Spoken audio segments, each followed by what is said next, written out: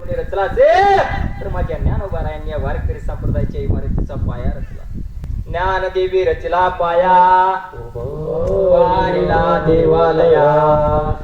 काका, अशी ही आमच्या वारकरी संप्रदायाची सुशोभित करणारी इमारत आहे.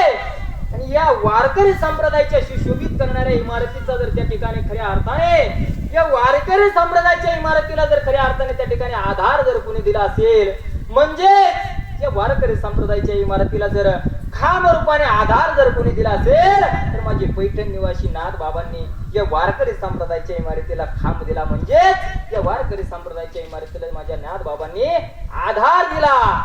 बाबा सांगताय, जनार्दन एकनाथ खांब दिला भागवत.